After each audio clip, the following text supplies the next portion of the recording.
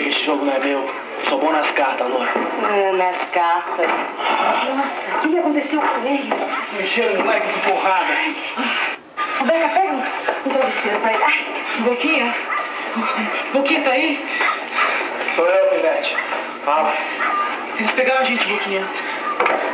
Eles pegaram eu, o Wellington e o Ulisses.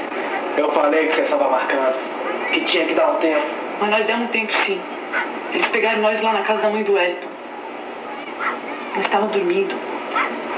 Eles chegaram, puxaram nós, botaram nós dentro do carro, sem falar nada. Depois encheram a gente de porrada. E os outros?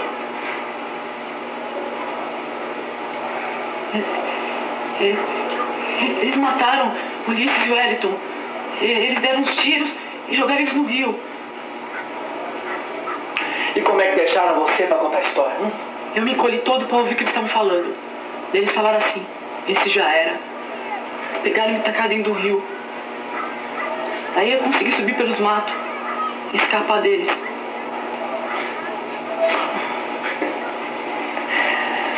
Chega, Boca, chega.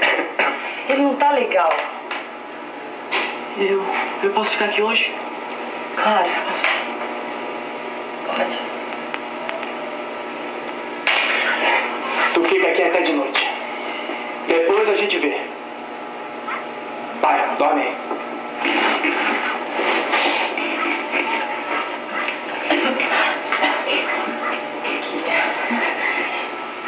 Ele não vai poder ir embora de noite.